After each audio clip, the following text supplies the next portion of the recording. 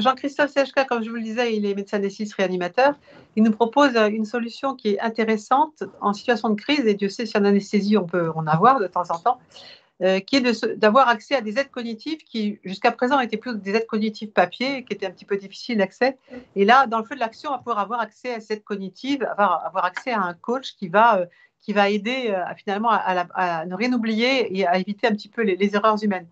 Donc, peut-être, Jean-Christophe Sechka, vous pouvez nous présenter votre projet avant qu'on vous remette ce deuxième prix. Je suis ravi d'être avec vous aujourd'hui. Tout d'abord, un grand merci à la prévention médicale.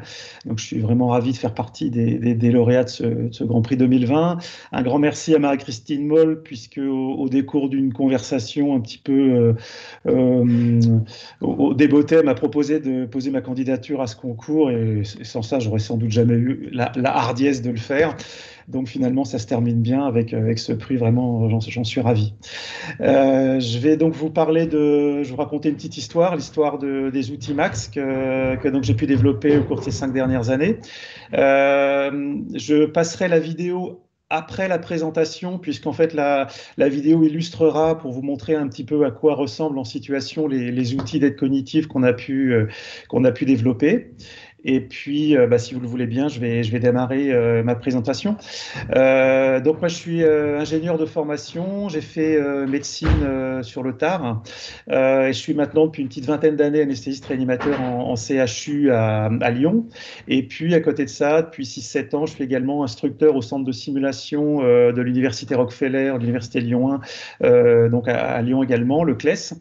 Et puis, l'histoire de ces aides cognitives et de la start-up qui est née de ce projet vient tout d'abord de remarques personnelles, à savoir que d'abord, les prises en charge que je faisais n'étaient pas toujours parfaites, que quand je suis fatigué, quand je suis stressé, la qualité des prises en charge peut s'en ressentir. Et puis, au décours de nombreux débriefings en simulation, parce que je passe à peu près un quart de mon temps au centre de simulation, on se rend compte que d'abord, ce qui est rassurant, c'est qu'on n'est pas le seul à faire des erreurs, et puis qu'il y a quand même toujours des points positifs à tirer, et que l'erreur fait partie de l'enseignement. Néanmoins, pour éviter de refaire plusieurs fois les mêmes erreurs qui conduisent quand même à beaucoup d'accidents évitables et avec un coût certain pour la société, j'étais pas satisfait. Il n'y avait pas vraiment d'outils qui pouvaient m'aider à faire mieux. On n'avait pas vraiment, comme dans l'aéronautique, la culture des protocoles papier, cette culture de la communication d'équipe qui commence à venir, mais il y a 5 ans, on n'en parlait pas trop. Et je me suis dit, on va peut-être pouvoir inventer une solution qui pourrait nous aider, nous, les professionnels de la santé. Alors initialement, les anesthésistes réanimateurs, et puis finalement, vous allez voir que les outils Max s'adressent à tous les professionnels. Quand on est en situation, quand on est fatigué ou qu'on a juste de la complexité à gérer et on ne peut pas se permettre de rater une étape. Voilà. Donc l'idée, c'était vraiment de développer un outil qui vous soulagerait la charge mentale lorsque vous êtes en situation, puisqu'on sait bien que notre cerveau est très très vite saturé lorsqu'on a beaucoup d'informations à traiter, que globalement notre cerveau ne peut faire qu'une seule chose à la fois lorsqu'on est sous stress, même si on est des grands professionnels, diplômés, tout ce que vous voulez. En fait, avec le stress, la pression, la complexité à gérer, en fait, on peut faire effectivement qu'une seule chose de bonne qualité. Donc l'idée, c'était d'apporter un outil, un petit Gemini Cricket là, qui serait sur votre épaule et qui vous déchargerait tous les neurones de la partie procédurale du travail pour vous permettre de vous consacrer pleinement à l'environnement qui n'arrête pas de changer, à vos patients, à l'état des patients, à gérer votre stress, le stress de l'équipe. Et finalement, on sait que la plupart des accidents viennent de problèmes humains. Voilà. Donc, sur la diapositive suivante, des chiffres que vous connaissez sans doute, à savoir que les erreurs humaines coûtent énormément pour la société. Les accidents évitables en France coûteraient environ 50 à 60 000 décès pour une valeur d'environ 1 milliard d'euros qui serait essentiellement des indemnisations directes.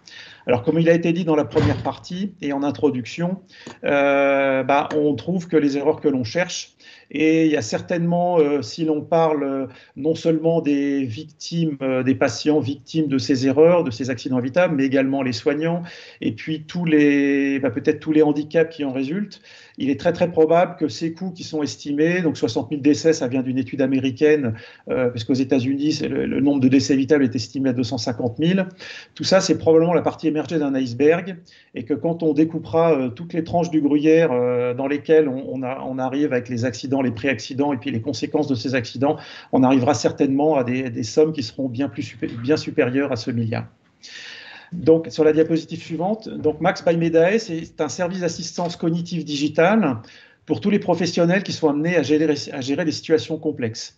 Donc, il y a d'abord les aides cognitives en elles-mêmes qui peuvent être utilisées sur des applis, mais également en direct, en streaming sur votre ordinateur, un petit peu comme sur un Netflix ou sur un... Voilà, j'ai pas d'action dans Netflix, mais ça pourrait se rapporter. On pourrait dérouler les aides cognitives sur votre ordinateur, vous allez voir sur des photos tout à l'heure, ou sur votre téléphone.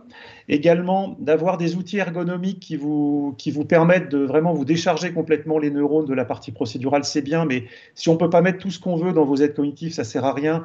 Donc en parallèle, on a développé un outil d'édition qui permet à tout utilisateur, donc toute personne inscrite sur la plateforme, de créer elle-même ses propres procédures, de prendre les procédures qui existent déjà, qui ont été mises en commun, et de les modifier, de les renommer, de les modifier, de manière à ce que chacun puisse personnaliser ses propres procédures. On sait bien que sur une même conférence de consensus, on n'en aura certainement pas la même interprétation à Lyon, à Paris, à Amiens, et peut-être même à Lyon, on sait qu'entre l'hôpital Edorario, l'hôpital Lyon-Sud, on ne fera pas tous la même chose. Donc l'outil d'édition permet de prendre des procédures papier, de les personnaliser, de les transformer en aide cognitive.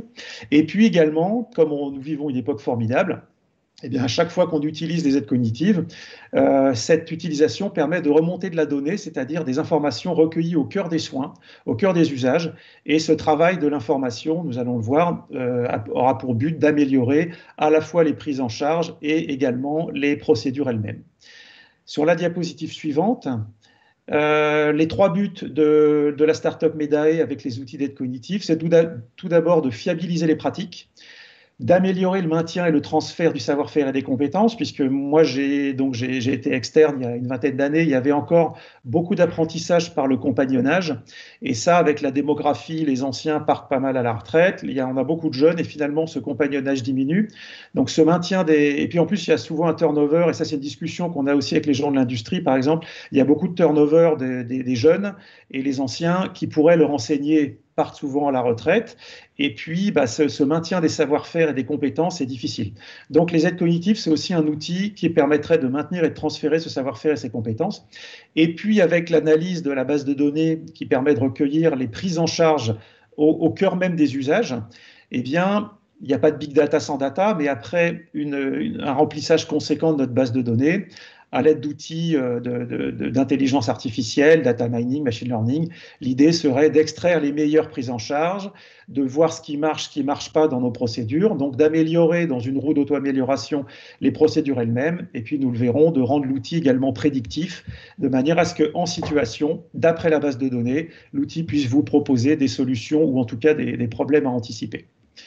Sur la diapositive suivante, eh bien, clairement, notre objectif, en comparant les résultats que nous avons eus au cours de 4 thèses de médecine et une thèse de sciences qui est en train de se terminer, de plusieurs publications internationales, dont 2 dans le British Journal of Anesthesia, qui est donc actuellement le meilleur journal d'anesthésie, et en comparant avec les origines des accidents évitables, notamment les études de l'HAS, je pense sans rougir qu'en généralisant une culture de facteurs humains au sein des soignants, à savoir la communication, la prise du leadership, le travail sur les biais cognitifs et en accompagnant les professionnels avec des outils d'aide cognitive comme Max, à savoir que les aides cognitives font partie de toute cette gestion du risque, ces outils de gestion du risque extraits du facteur humain tels qu'on peut les trouver dans l'aviation, les checklists des pilotes, tout le monde les connaît, on pourrait sans vergogne, je pense, diminuer de 40% les accidents évitables.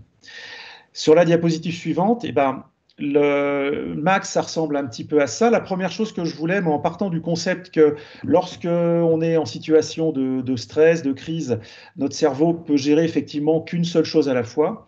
La première chose à laquelle j'avais pensé, c'était d'apporter l'information d'une manière séquentielle, c'est-à-dire que le leader prend le téléphone dans la main ou l'affiche sur l'écran de l'ordinateur, éventuellement au vu de toute l'équipe, et puis chaque information va conduire à une action. Par exemple, le leader va dire à l'équipe, tiens, apportez-moi le chariot d'urgence, commencez le massage cardiaque, est-ce que tu pourrais me préparer ceci s'il te plaît, etc.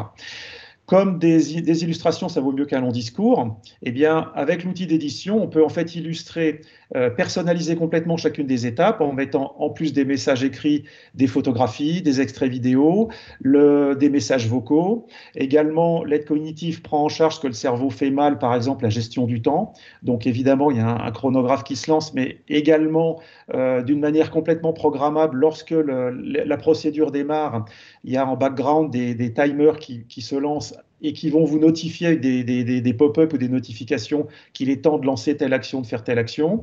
Il est évidemment possible de lancer autant de procédures que l'on veut en même temps, parce que parfois les situations sont plus complexes qu'on le voudrait. Il est possible d'appeler à l'aide, de faire des calculs. Les applis peuvent faire des calculs, on peut les programmer ou on peut accéder à une machine à calculer, etc. Donc finalement, clairement, l'idée, c'est de vous libérer complètement l'esprit de tout ce qui est procédural. Au bloc opératoire, moi, quand j'ai une situation difficile, je pose le téléphone, elle me parle, elle va me dire d'injecter l'adrénaline toutes les minutes, toutes les 2 minutes, de préparer ceci, d'appeler à l'aide, etc. Et puis, en fait, finalement, on se rend compte qu'on arrive à prendre en charge des situations extrêmement complexes qui, d'habitude, seraient très stressantes. Mais là, on se retrouve à gérer ça sans aucun stress. Et puis, à la fin de la prise en charge, on se dit, bah, tiens, j'ai presque rien oublié. On oublie toujours un ou deux trucs parce qu'on reste des humains. Mais globalement, là où on aurait oublié 50% des choses, ce sont les résultats qu'on retrouve systématiquement sur les centaines de cas qu'on a filmés dans notre centre de simulation. Systématiquement, les gens font à peu près 55% de ce qu'on attend d'eux. Et là où on ferait la moitié de ce qu'on attendrait de moi, et ben je sais que là, j'ai fait à peu près 95% sans aucun stress. Donc là, c'est vraiment une plus-value pour moi professionnel qui était énorme. Et puis, c'est un petit peu les impressions que l'on recueille. Donc sur la diapositive suivante, si on veut résumer un petit peu, le point numéro 2, c'était d'abord les aides cognitives en elles-mêmes, dont l'ergonomie a été testée sur plusieurs aides, sur plusieurs thèses et publiée à la fois en anesthésie-réanimation, dans le domaine du militaire, puisque moi-même je suis médecin de réserve, et puis on a une première thèse militaire qui a été faite, et là on a une thèse de sciences qui est en train de se terminer au sein de la Légion étrangère. L'outil d'édition, donc le premier point qui permet de personnaliser complètement le contenu des aides cognitives. Le troisième point, c'est le recueil des données en temps réel au cœur des usages, et ça rend notre base de données relativement unique, parce que souvent les applis de santé ou les outils de santé qui proposent comme ça de recueillir de la donnée, recueillent de la donnée autour du soin, lorsque par exemple le patient rentre chez lui, il va pouvoir communiquer avec son médecin, etc., ou on va pouvoir remplir a posteriori, comme on le ferait sur nos prescriptions, des actes que l'on a fait. Mais là, avec Max, en fait, on recueille au cœur du soin en temps réel les prises en charge. Et puis, l'outil permet également de remonter du feedback, c'est-à-dire que chaque utilisateur peut nous faire part de son savoir-faire en remontant du texte libre ou des mots-clés sur lesquels on va pouvoir travailler dans l'analyse des données. Voilà. Donc, finalement, on a une solution qui est globale, à la fois pour l'harmonisation des pratiques, pour la formation soit des étudiants, soit des professionnels. Et là, on vient de montrer que lorsqu'on s'entraîne avec Max, on double la capacité d'apprentissage, c'est-à-dire qu'à 3 mois, lorsqu'on interroge les utilisateurs qui se sont entraînés avec l'aide cognitive, ils se souviennent de 2 fois plus de points pédagogiques que sur les scénarios où ils ne l'avaient pas. Ça peut être un outil d'évaluation parce qu'on peut comparer lors d'une formation et dans la vraie vie les performances effectuées par les professionnels, et puis un outil d'amélioration à la fois des performances techniques, puisque systématiquement on diminue les erreurs d'au moins 60%, et là on a le premier outil au monde qui, à ma connaissance, systématiquement améliore le facteur humain, c'est-à-dire les fameuses Crisis Resource Management, qui sont donc les outils de facteur humain dédiés à la gestion de crise. Et quand on sait que ces problèmes de facteur humain sont à l'origine de quasiment 100% des accidents, eh bien c'est un résultat qui est quand même très satisfaisant. Sur la diapositive suivante, on a intégré dans l'outil d'édition un outil de traduction, c'est-à-dire qu'en fait, les procédures, on peut les écrire dans toutes les langues. On peut écrire des procédures qui ont été faites dans une langue étrangère, et si l'ergonomie nous convient, on peut la traduire en français et inversement.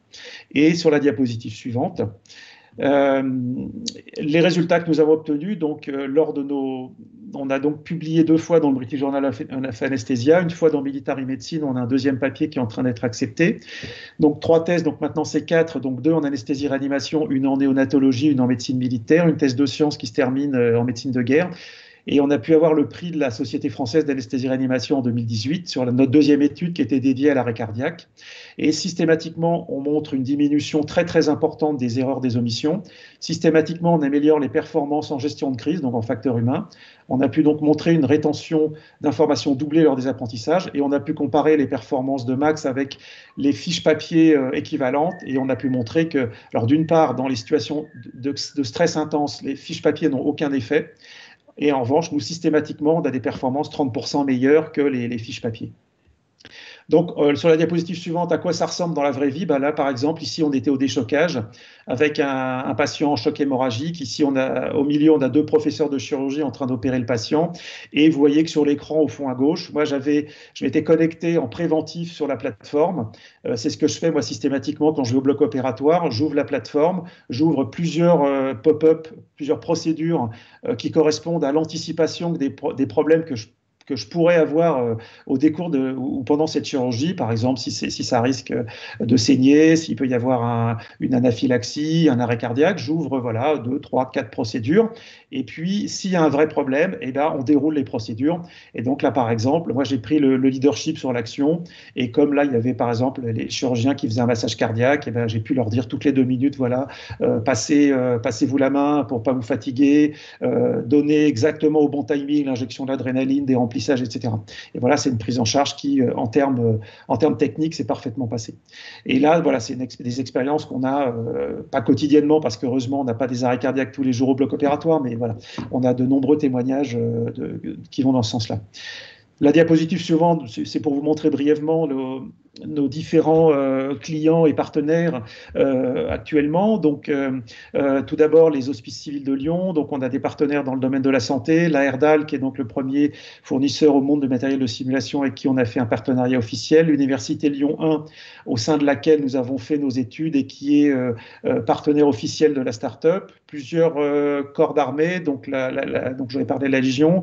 Les outils sont testés au GIGN actuellement, la NFH, et puis on a plusieurs partenaires industriels avec qui nous avons qui sont nos clients ou avec qui nous faisons des pilotes. Et puis enfin, sur l'avant-dernière diapositive, c'est l'avenir. Je vous en parlais tout à l'heure. L'analyse de la base de données permettra à la fois de rendre l'outil prédictif, à la fois d'analyser les meilleures prises en charge pour en extraire peut-être les points à améliorer, les étapes des procédures à changer, parce que sans doute que nos procédures ne sont pas parfaites. Et puis, puis rendre l'éditeur intelligent, ça c'est un autre chantier. Et voilà, donc sur la dernière diapositive, encore une fois, je voulais remercier la prévention médicale pour ce prix. Je suis vraiment ravi d'être parmi vous aujourd'hui. Voilà. Et si vous avez des questions, je suis à votre disposition. Merci. Bien, écoutez, merci beaucoup. Je suis heureux de vous remettre le deuxième prix de 4 000 € pour cet important travail que vous avez pu faire, et qui consiste à supprimer les biais cognitifs, ce qui pour moi était quelque chose d'assez abstrait il y a peu de temps, bien que j'ai un de mes fils qui est un master de psychocognitif, mais vous avez une supériorité, c'est que vous avez aussi une formation d'ingénieur, et donc je pense que là, ça a dû vous aider dans ce travail. Si vous permettez, je peux vous montrer en une petite minute un extrait vidéo pour vous montrer comment ça se passe au centre de simulation. Alors, je précise pour les âmes sensibles que, là, ça va être la réanimation d'un arrêt cardiaque, mais c'est sur un mannequin.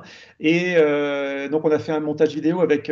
donc, c'est une vidéo réelle, c'est-à-dire que la personne qui passe, m'a donné son accord, à l'époque où elle était interne, maintenant elle est chef chez nous, et elle faisait partie d'une des études qu'on avait faites, donc elle ne savait pas sur quoi elle allait tomber, et elle a utilisé Max parce qu'elle était dans le groupe qui utilisait Max, et puis vous allez pouvoir voir à côté, sur le côté de la vidéo, les étapes de l'aide cognitive qui se déroulent. Donc si Nicolas, on peut lancer la vidéo. Donc là, bonjour, je suis étudiant aide-soignant. Ouais. J'ai entendu on demande. Ok, il faut une planche à masser, s'il te plaît. Commence à masser. Tu vas chercher un défibrillateur, s'il te plaît. Avec Masse, moi je m'en occupe de ça. Ok, vas-y. Appelle à l'aide, c'est bien, j'en suis là. Tu peux m'amener de... Ouais, voilà. Il faut que quelqu'un se mette à l'aide. Ok. Une personne et démarrage immédiat. Ok, donc tu masses, voilà, sur rythme Stay Alive. Il y a quelqu'un qui se met à la tête. Je m'en occupe, je me mets. Mettre le patient sur le Ok, est-ce que tu enfonces bien de 5 cm le diaphragme? Du massage d'au moins 5 cm. Tu veux que, dès qu'on aura fait la tête, chariot d'urgence. Désigner une personne qui apporte le chariot d'urgence, une autre que préparer le matériel de ventilation. Interrompre la chirurgie ne jamais interrompre la réunion. Ok, merci. Donc, ce qu'on voit en fait, je ne sais pas si vous avez vu l'excellent film Sully avec Tom Hanks qui pose son avion sur l'Hudson aux États-Unis, qui était une histoire vraie. Il y a une scène qui est importante puisque, en fait, quand ils se prennent les oies sauvages qui coupent leurs deux réacteurs, pendant 30 secondes, il ne se passe rien. Et en fait, nous, sur les centaines de vidéos qu'on filme, et là, je pense que mes collègues ici présents qui font beaucoup de simulations, je ne pense pas qu'ils me contrediront, il y a souvent une espèce de viscosité mentale, il y a une espèce de sidération pendant quelques secondes qui peut aller jusqu'à 30 secondes. Et nous, ce qu'on observe régulièrement, c'est ça, c'est que pendant les 30 premières secondes, comme vous avez pu le voir sur le début de la vidéo, c'est un petit peu le bazar.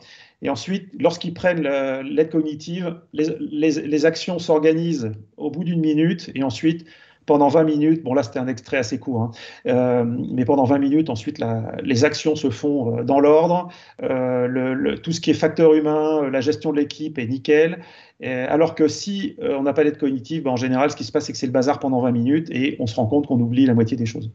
Voilà, donc cette petite vidéo était à titre d'exemple et c'est ce qu'on observe très souvent et dans la vraie vie finalement quand on utilise Max c'est exactement ce qu'on observe, c'est-à-dire qu'il faut d'abord que l'humain, enfin vraiment l'aide cognitive ça ne remplace pas l'humain, ça ne remplacera jamais l'humain, ça ne remplacera jamais notre savoir-faire, notre intuition. En revanche, lorsque l'humain fait son analyse de la situation et qu'il fait un diagnostic, par exemple, à nous de nous dire, voilà, si j'avais une procédure sous la main, qu'est-ce que je prendrais? Est-ce qu'il s'agit d'un arrêt cardiaque, d'un choc ceci, d'un problème chirurgical? Et quelle procédure je prendrais? Et à ce moment-là, on ouvre l'aide cognitive et ça permet de dérouler l'action sans aucun stress et sans erreur. Voilà.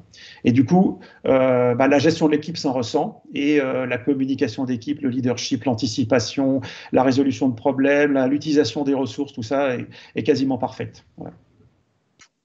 Merci Jean-Christophe. On va peut-être prendre quelques questions s'il y en a.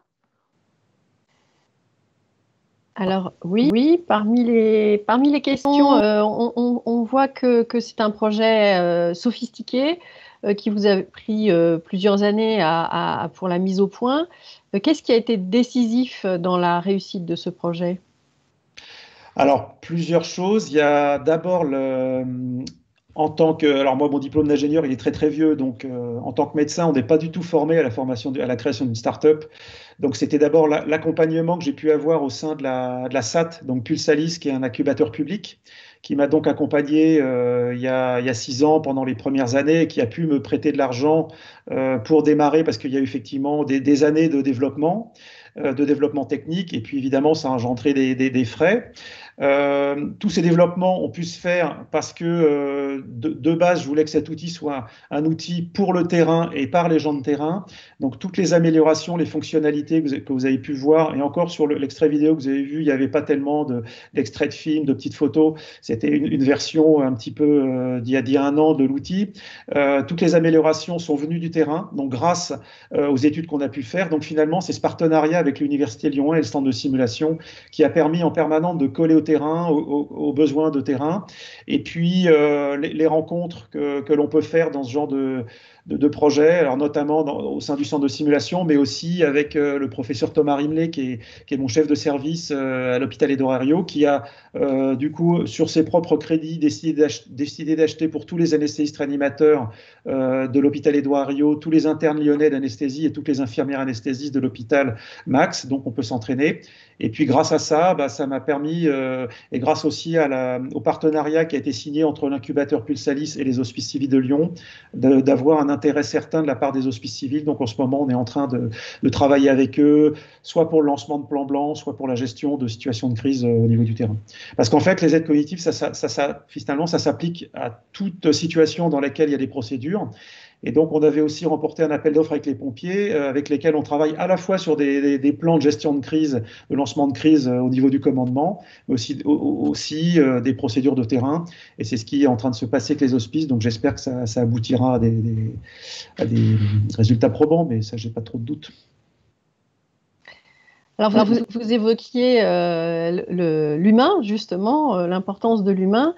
On voit que ce sont quand même des procédures qui sont assez différentes des pratiques anciennes. Est-ce que vous ne rencontrez pas une certaine résistance? Est-ce qu'il n'y a pas un effet de génération aussi dans l'adoption de cet outil technologique pour résoudre justement les situations de crise ou les situations d'urgence? Si, clairement, le premier frein, c'est la résistance au changement. Et ça, il y a une génération de professionnels avec qui c'est plus difficile. Alors c'est pour ça que, au départ, moi quand j'avais commencé à faire le prototype, la version 1, j'avais commencé à rendre visite à mes anciens co-internes qui sont la plupart du temps anesthésistes ou animateurs seniors. Et je me suis rendu compte, finalement, ce qui me semblait, moi, être un progrès, être enthousiasmant. J'arrivais finalement avec un discours, je vais vous enlever du stress, je vais vous enlever des accidents, ça va vous coûter moins cher, votre assureur sera content, votre établissement sera content parce qu'au niveau communication, c'est pas mal de dire qu'on fait du digital, etc. Et puis en fait, c'était pas aussi évident que ça l'était dans ma tête. Et du coup, ce qu'on fait, c'est qu'on commence par les petits jeunes, c'est-à-dire nos internes, nos externes. Là, par exemple, l'Université Lyon 1 a offert des licences à tous les étudiants en santé, donc ils sont 5000 étudiants en santé sur l'Université Claude Bernard Lyon 1, que ce soit en médecine, en odontologie, en maïeutique et en pharmacie. Donc l'idée, et c'est depuis cette année, on leur donne des cours en leur disant, dès la 3e année, on leur donne un cours sur le facteur humain en disant que si, c'est normal de faire des erreurs, que ça fait partie de l'apprentissage, et ça, c'est des choses qu'on leur avait jamais enseignées. Donc finalement, d'une manière ascendante, on se dit que les prescripteurs de demain, c'est les étudiants d'aujourd'hui, donc on leur fournit ce genre d'outils. Et puis, la deuxième aide, c'est de passer par en haut, que ce soit par les établissements de santé, comme les hospices civils de Lyon, ou par les assureurs, pour proposer l'outil aux professionnels en leur donnant un petit incentive, une petite motivation qui pourrait être pour certains une diminution de la police d'assurance. Et puis tout ça, ça va avec des formations. Parce qu'il est évident que même, finalement, quelle que soit la génération dans laquelle on se trouve, il suffit de passer une seule fois en centre de simulation pour redescendre un petit peu de son piédestal, reconnaître qu'on peut faire des erreurs et qu'il y a des solutions pour faire mieux. Sauf que même si plus jamais la première fois sur le patient, c'est un vœu pieux de l'HAS, on y arrivera un jour, mais actuellement, il est quand même difficile de faire passer en simulation des dizaines ou des milliers de médecins et d'infirmiers, enfin, dans un temps assez court. Ce qui veut dire qu'au fur et à mesure que les gens passeront dans des formations continues, que ce soit la simulation, sur des serious games, sur des on a vu de très beaux outils tout à l'heure, ces professionnels vont vraiment se rendre compte que c'est normal de faire des erreurs et qu'on peut faire mieux. Et si en plus ils repartent de la formation avec une petite formation en facteur humain et aux aides cognitives, ils utiliseront des outils comme les miens qui sont quand même assez faciles à utiliser. On peut s'entraîner n'importe où dans le métro, à la maison, avant de se retrouver en situation réelle. Donc je suis un petit peu déçu parce que ça ne va pas aussi vite que ce que je pensais. D'un autre côté, ça a mis 30 ans en aéronautique. J'espère que ça mettra moins de temps en santé, j'en suis sûr, mais ce n'est pas aussi rapide que ce à quoi on aurait pu s'attendre, quoi. Bon, enfin, on est quand même sur la bonne voie. Oui.